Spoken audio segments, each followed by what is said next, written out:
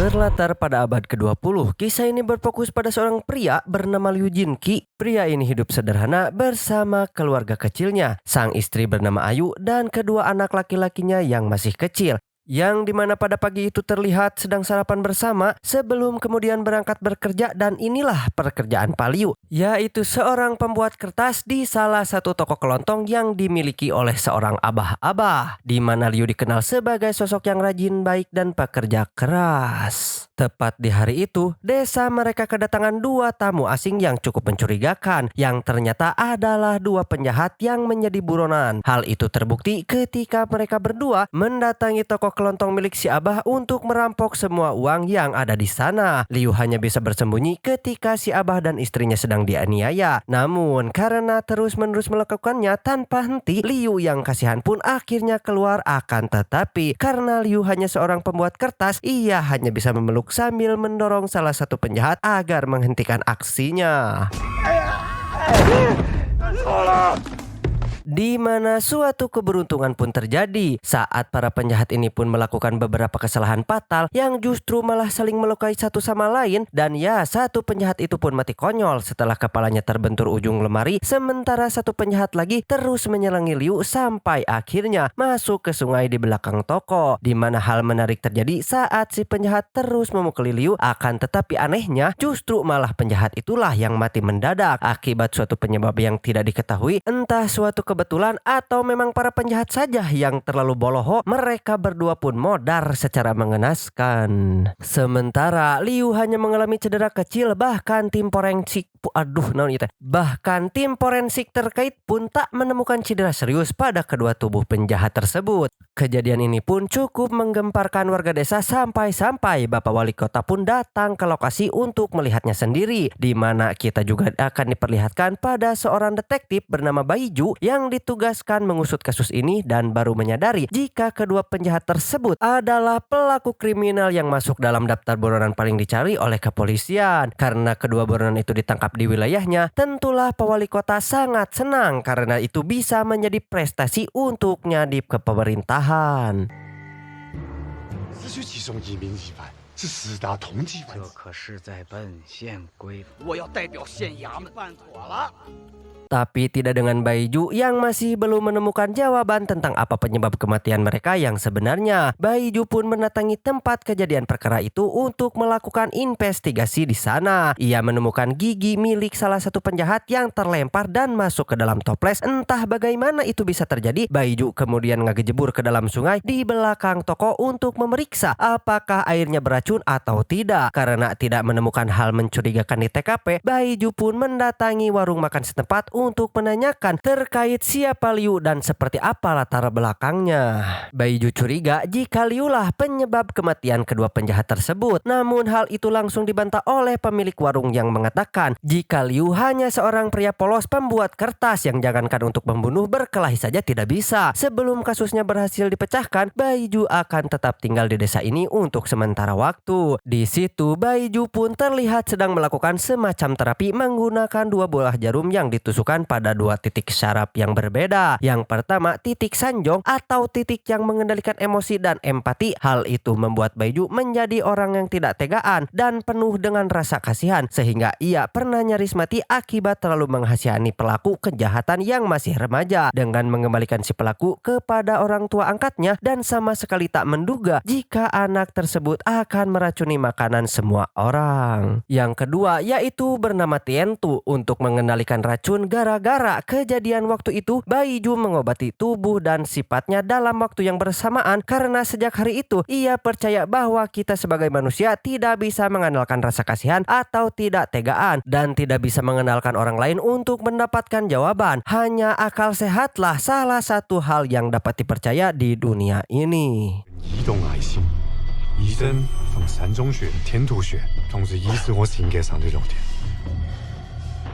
最不可靠的只有法。Di keesokan harinya, Baiju pun mendatangi Ayu, istrinya Liu. Sama seperti warga lain, Ayu menjelaskan bahwa suaminya berasal dari desa lain yang sangat jauh. Ia melakukan perjalanan panjang setelah bertengkar dengan keluarganya. Memang tidak pasti seperti apa asal-usulnya, namun selama 10 tahun berumah tangga, Ayu tidak pernah sekalipun mendapati hal aneh dengan suaminya. Setelah mendapatkan keterangan dari orang-orang terdekatnya, kini Baiju akan melakukan interogasi langsung pertamanya kepada Liu berlokasi di toko yang tempat kejadian perkara itu terjadi. Liu pun menjelaskan langkah demi langkah kronologi kejadian tanpa sadar jika Baiju adalah detektif jenius yang bisa melakukan hipotesis, prediksi, atau menemukan jawaban sesungguhnya tanpa si sumber mengatakan yang sebenarnya. Perihal si penjahat yang kehilangan tangannya, Liu dan istri si pemilik toko itu pun mengaku bahwa kedua penjahat itu pun saling melukai satu sama lain, namun Baiju tidak mudah percaya begitu saja. Ia punya jawaban yang lebih masuk akal, yaitu selanjutnya Baiju pun kembali menemukan pertanyaan yang lebih masuk akal dengan bagaimana salah satu gigi penjahat bisa masuk ke dalam toples. Faktanya, Liu sengaja membiarkan dirinya terlempar untuk mengumpulkan energi Qi sebagai bentuk kesiapannya untuk membunuh. Untuk kematian si penjahat yang kurus kebentur ke ujung lemari bukanlah cara kematian yang secara tidak disengaja, masih dengan asumsi sebelumnya, yaitu kesiapan Liu untuk membunuh. Ia mentotok titik saraf si penjahat yang mengakibatkan pembuluh darahnya menutup, yang pada akhirnya membuat jantungnya gagal berfungsi dan mati secara mendadak. 跌到他的云门穴，穴穴不同，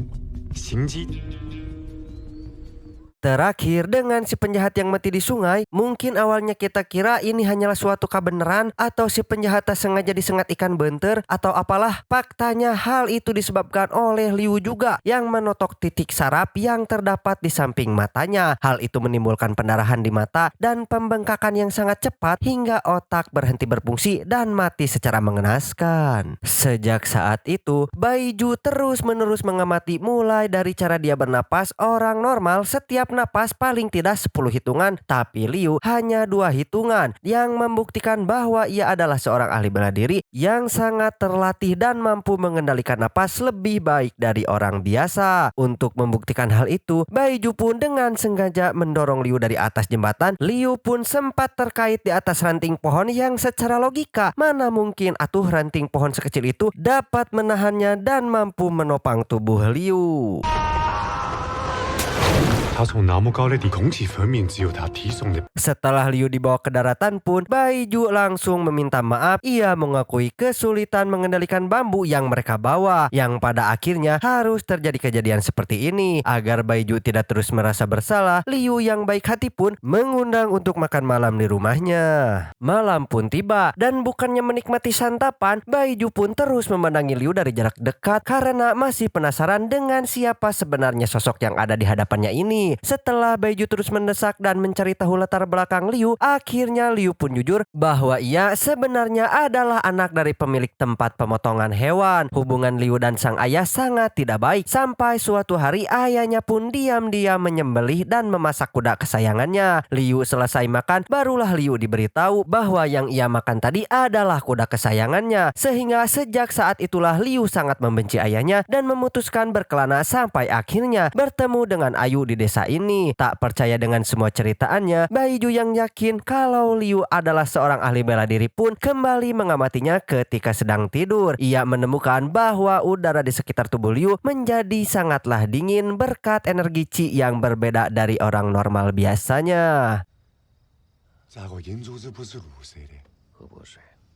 Dan tiba-tiba keesokan paginya ketika sedang ada acara kecil-kecilan di desa, Liu menemui Baiju secara pribadi untuk jujur bahwa dia adalah seorang buronan pembunuh. Sesuai cerita semalam, ayahnya adalah seorang pemilik pemotongan hewan. Namun kepergian ia dari desa bukan disebabkan oleh kuda kesayangan yang disembelih, melainkan Liu telah membunuh seorang akibat permasalahan bisnis dengan ayahnya. Pada intinya, Liu pun menceritakan semua ini agar Baiju berhenti menyelidikinya. Liu pun hanya menceritakan sedang menjalani hidup baru tanpa ingin terlibat masa lalu, sehingga Liu memohon dengan sangat agar Baiju tidak mengganggu kehidupannya lagi. Alih-alih mempercayai ceritaan barusan, Baiju pun justru malah semakin yakin jika Liu adalah sosok ahli bela diri yang sangat hebat. Hal itu kembali dibuktikan dengan banyaknya lalat di sekitar, tapi anehnya hanya Liu lah yang tidak dihinggapi lalat. Hal itu disebabkan oleh energi Qi tingkat tinggi yang terpancar dari tubuhnya, yang secara tidak langsung akan melindungi Liu dari segala macam bahaya, sehingga untuk membuktikannya, Baiju pun nekat mengambil parang dan menyerangnya dari belakang. Dan betul saja, Baiju sudah salah besar ketika menganggap Liu akan kebal atau tahan terhadap serangan. Faktanya, ia justru malah dibenci oleh penduduk desa yang membuatnya tidak memiliki pilihan lain selain meninggalkan tempat tersebut.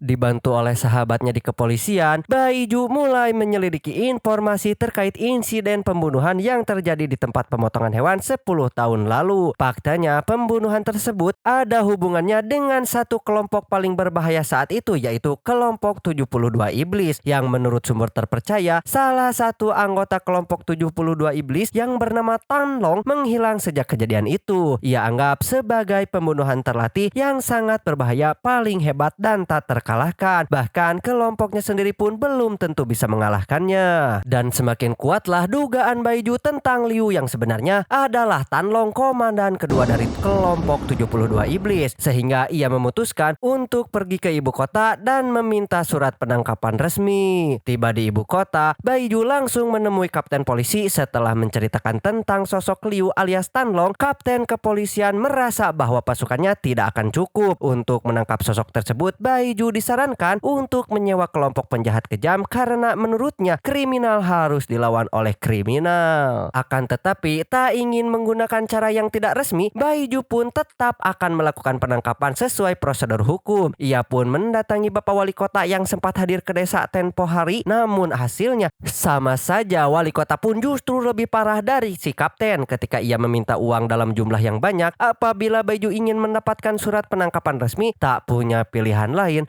Baiju terpaksa menemui mantan istrinya untuk meminjam uang. Ia pun menjelaskan jika uang ini akan digunakan untuk menyuap Bapak Wali Kota supaya bisa mendapatkan surat penangkapan.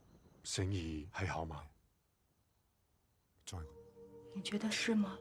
Singkat cerita, Baiju pun akhirnya mendapatkan apa yang ia mau dan langsung berangkat ke desa untuk menangkap Liu. Sementara itu, Bapak Wali Kota terlihat sedang menemui kelompok 72 Iblis yang dipimpin oleh sang ketua bernama Master untuk memberitahu tentang Tan Long yang saat ini berada di desanya. Alih-alih ingin mendapatkan imbalan besar atas informasi ini, Bapak Wali Kota justru malah harus ketar-ketir ketika Master tidak sedikit pun senang mendengar informasi tersebut. Yang alangkah terkejutnya Wali Kota ketika baru mengetahui jika Liu alias Tan Long adalah anak dari Master itu sendiri.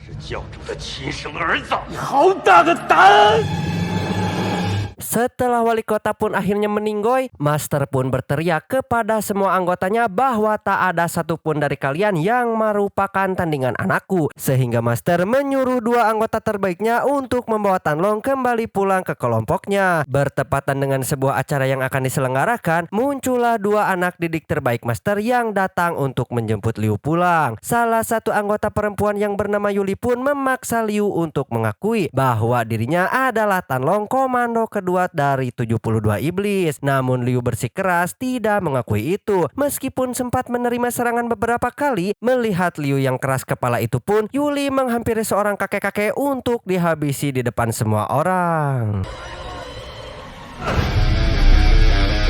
Liu yang tidak bisa tinggal diam pun akhirnya bangun dan tiba-tiba akhirnya Tan Long, si ahli bela diri paling kuat yang tidak ada tandingannya pun keluar. Dan ya, memang itu benar Liu, di mana satu anggota lain yang bernama Kasman pun ikut menyerang hingga terjadilah pertarungan dalam intensitas yang menegangkan. Tak ingin melibatkan istri dan seluruh desa, Liu pun memilih pindah tempat bertarung dengan berlari di atas genteng rumah warga. Dan disinilah mereka sekarang tepat tepat di sebuah kandang munding yang jauh dari permukiman dan terletak di atas sungai yang curam. Niat hati ingin tobat dan tidak membunuh lagi, Liu terpaksa menghadirkan jiwa-jiwa kebrutalannya dalam dirinya. Setelah Yuli memaksa ia melakukannya, sehingga jangan salahkan rumput yang bergoyang jika Yuli harus mati hari ini.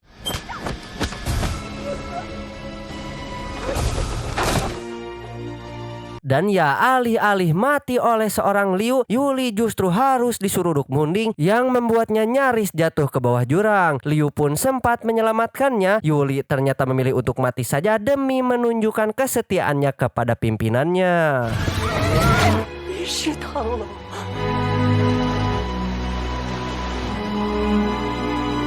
Pulang ke rumah, Ayu sang istri mencoba bersikap biasa saja seolah tidak terjadi apa-apa. Namun di belakangnya ia langsung mewek menangis saking tak percayanya bahwa selama 10 tahun ini dirinya hidup bersama dengan seorang pembunuh yang kejam. Di sini pula kita akan dibawa kembali ke masa lalu, ke momen ketika Tan Long menemukan titik baliknya dalam hidupnya. Saat itu ia ditugaskan membantai satu keluarga tempat pemotongan hewan yang mana di antaranya ada anak-anak kecil yang mungkin seumuran dengan anak bungsunya saat ini. Sehingga disitulah Tan Long merasa sangat menderita hingga memutuskan untuk menghilang dan pergi dari kelompoknya dan memulai hidup barunya sebagai sosok Liu. Keesokannya tibalah Baiju dan pasukan polisi yang bermaksud menangkap Liu, namun kepolisian baru tahu jika orang yang akan ia tangkap ternyata adalah Tan Long, sang komando ke-72 iblis. Daripada mati gara-gara ikut terlibat dalam masalah ini, kepolisian pun memilih mundur dan menolak melanjutkan misi tersebut dan fakta bahwa kelompok 72 iblis akan datang ke desa ini untuk menangkapnya. 七十二地煞的螳螂，要留你自己留吧。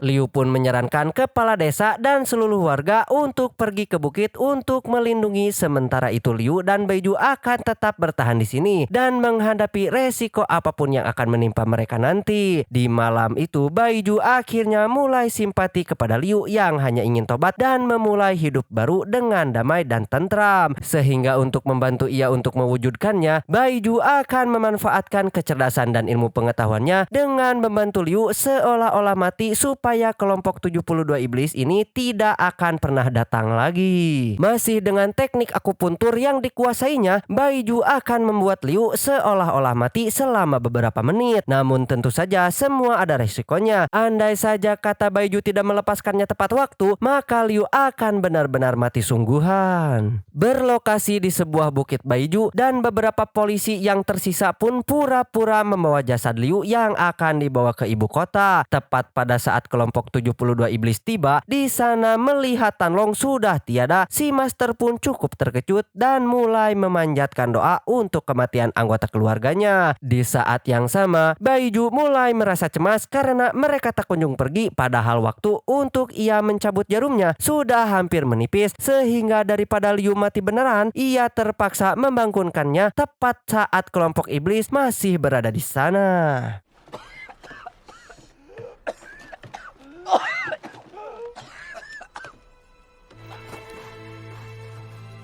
Dan pada akhirnya sia-sialah saja rencana mereka untuk mengelabui kelompok itu hingga Liu terpaksa harus menjalankan rencana cadangannya, yaitu memotong lengan kirinya sebagai bentuk keluarnya ia dari kelompok itu. Karena dengan satu tangan yang tersisa mustahil ia bisa sehebat dulu. Dan alih-alih semuanya sudah beres, si ajudan pun memberitahu jika saat ini master mereka sedang menjemput istri dan kedua anak Liu. Sehingga jika Liu ingin keluar secara resmi, maka ia harus menemui master dan sampaikan itu secara langsung. Setibanya di rumah, ternyata benar saja master alias ayahnya sudah bersama dengan istri dan kedua putranya. Bahkan anak bungsunya terlihat sedang dipangku oleh master yang berpura-pura senang bisa bertemu dengan cucunya dan menantunya. Dan ya, master itu pun teramat sangat marah ketika melihat tangan kiri Liu sudah buntung. Master benar-benar tidak menyangka jika Liu akan berbuat senekat itu hanya untuk hidup bersama dengan keluarga barunya. Karena semuanya sudah terjadi, master yang kesal pun melampiaskan kesalahannya dengan akan menghabisi anak bungsu Liu. 我已经不是地上的人。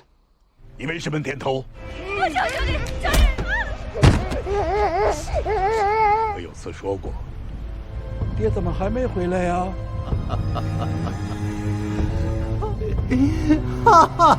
混蛋！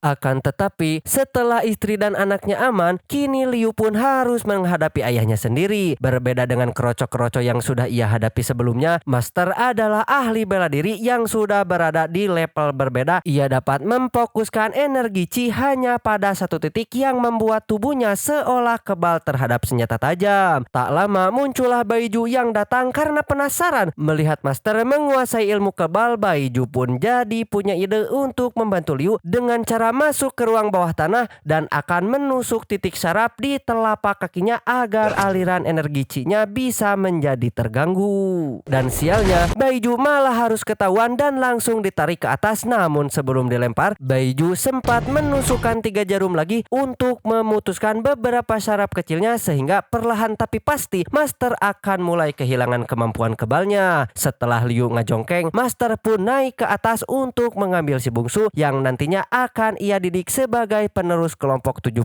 iblis. Namun Liu datang tepat waktu dan kali ini Master sudah mempan terhadap serangan benda tajam. Meski sudah tidak punya ilmu kebal, Master tetap saja kuat dan tak terkalahkan, apalagi dengan kondisi tangan Liu yang hanya tinggal 1.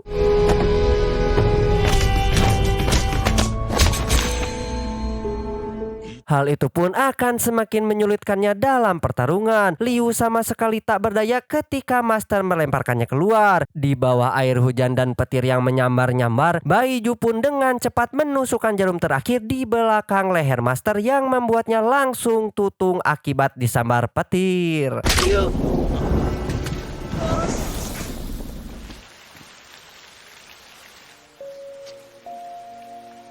Beberapa waktu berlalu setelah kejadian itu, nyawa Baiju pun tidak terselamatkan. Sementara Liu yang kini hanya punya 1 tangan kembali melanjutkan perannya sebagai suami sekaligus ayah dan bekerja normal seperti biasa. Dan akhirnya film pun enggesan.